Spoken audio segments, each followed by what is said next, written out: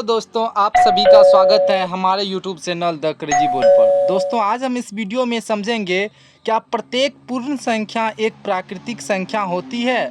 दोस्तों, ये प्रश्नावली 1.1 का एनसीईआरटी का क्वेश्चन है। तो आइए हम इस क्वेश्चन को समझते हैं। दोस्तों, हम यहाँ पर क्वेश्चन लिख लिए हैं। क्वेश्चन है, नीचे दिए गए कथन सत्य है या असत्य है, कारण के साथ अपने उत्तर दीजिए। क्वेश्चन है, प्रत्येक पूर्ण संख्या एक प्राकृत संख्या होती है। तो दोस्तों, इसमें बताया जा रहा है प्रत्येक पूर्ण संख्या एक प्राकृत संख्या होती है। तो दोस्तों, ये कथन सत्य है या असत्य है, इसको हमको बताना है। तो इसके लिए हमको प्राकृत संख्या क्या होती है और पूर्ण संख्या क्या होती है, इन दोनों का डेफिनेशन हमको पता होना चाहिए। तो दोस्तों, हम प्राकृतिक संख्या जो है, या आप इसको प्राकृत संख्या बोलिए, ये गिनती की संख्या होती है। जैसे 1 2 3 4 5 6 7 जो भी बोलिए, 10 11 आगे सो ऑन। तो दोस्तों, ये एक प्राकृतिक संख्या होती है। और पूर्ण संख्या क्या होती है? तो दोस्तों, पूर्ण संख्या जो है,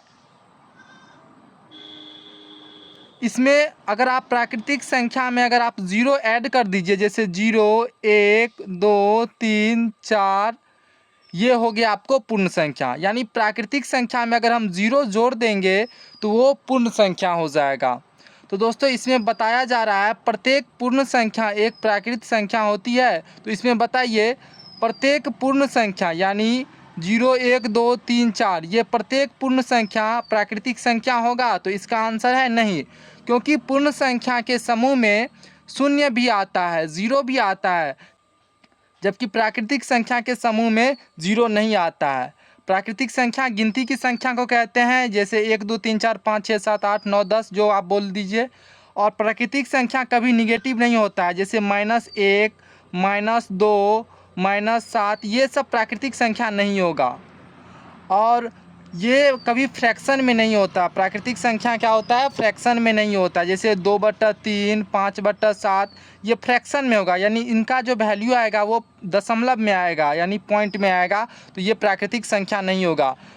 सिंपल भाषा में समझिए, प्राकृतिक संख्या हम गिनती की संख्या को कहते हैं, जैसे 1 2 3 4 5 6 7 8 9 10। और पूर्ण संख्या, प्राकृतिक संख्या में अगर हम ज़ीरो जोड़ देंगे, यानी 0 1 2 3 4 5 6 7 8 9 10, तो ये पूर्ण संख्या हो जाएगा। तो प्रत्येक प्राकृतिक संख्या पूर्ण संख्या हो सकता है, क्योंकि यहाँ पर 1 है तो यहाँ पर भी 1 है, यहाँ पर 2 है तो यहाँ पर भी 2 है। लेकिन प्रत्येक पूर्ण संख्या प्राकृतिक संख्या नहीं हो सकती है, क्योंकि पूर्ण संख्या में ज़ीरो आता है, जो प्राकृतिक संख्या में नहीं है। क्योंकि पूर्ण संख्या में ज़ीरो आता है और ज़ीरो प्राकृतिक संख्या में नहीं होता है। इसी वजह से प्रत्येक पूर्ण संख्या प्राकृतिक संख्या नहीं होगा। तो ये कथन क्या हो जाएगा दोस्तों? ये असत्य है। ये कथन क्या हो जाएगा? असत्य है। असत्य है, क्योंकि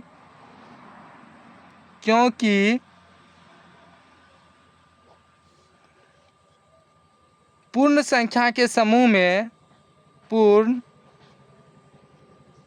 संख्या के समूह में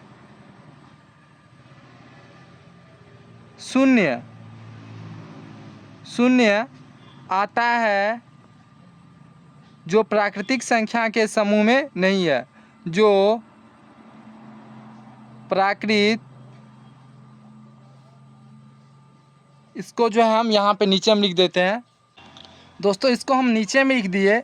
इसमें क्या है? असत्य है, क्योंकि पूर्ण संख्या के समूह में शून्य आता है और प्राकृतिक संख्या के समूह में शून्य नहीं आता। तो इसीलिए प्रत्येक पूर्ण संख्या प्राकृतिक संख्या नहीं होगा। लेकिन इसका उल्टा हो जाएगा, यानी प्रत्येक प्राकृतिक संख्या पूर्ण संख्या हो जाएगा।